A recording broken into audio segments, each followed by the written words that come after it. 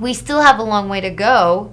And, but if it was easy, it wouldn't be called struggle, and that's what we're in. When their loved one is in prison, you're not just incarcerating and punishing the person that is in prison, but you're also punishing the family, their kids, and everybody else. And what I mean by that is that they're doing time. The family members are doing time with their loved ones who are in prison.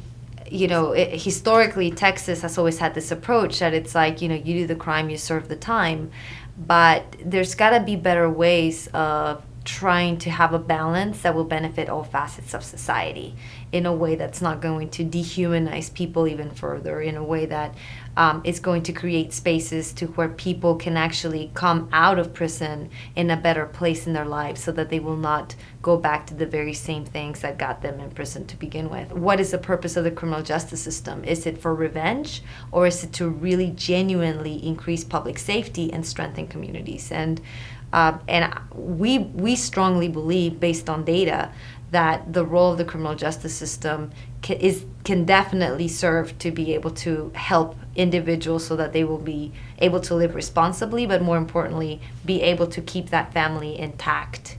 We have to be very careful about making sure that we're just not throwing away human beings by just putting them behind bars. I mean, we should not be putting people in prison that we're just mad at, right? I mean, we should be putting people in prison that really, really are, like mainly like causing a threat to public safety, like a direct, threat to public safety, not just the ones that we're mad at because they did drugs, or because they have a mental health problem, because they broke into a car to, be able to fulfill their habit, their drug use, right? I mean, there's so much better and smarter ways of dealing with the root causes of criminal behavior that do not involve incarcerating somebody and putting a family through what they have to go through.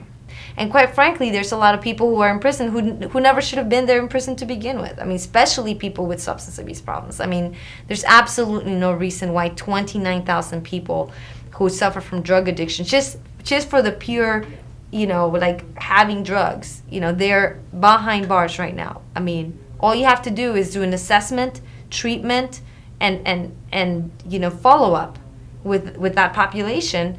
And I mean, you're talking about a huge number of prisons that could be closed if we just remove that population.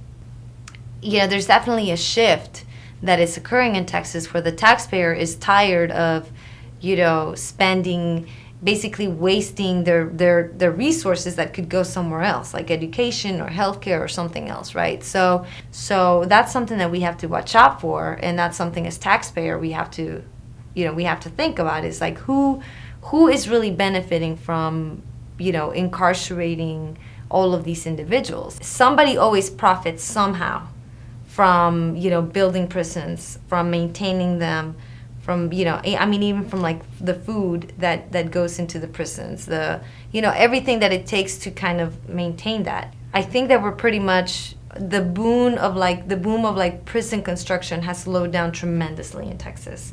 And now we're seeing a complete shift in terms of being really smart about our resources, because we cannot longer afford to, continue to build, right? You build and they will come.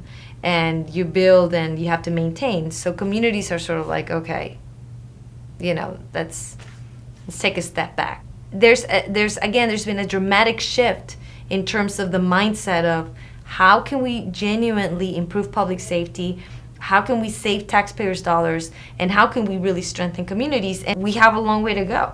I mean, we have a tremendous long way to go. And I mean, that people cannot have jobs, people cannot get housing, people cannot get the basic things that they need when they leave prison. I mean, so that's something that we have to deal with. We want better solutions that are really going to help out everybody, and we're getting there.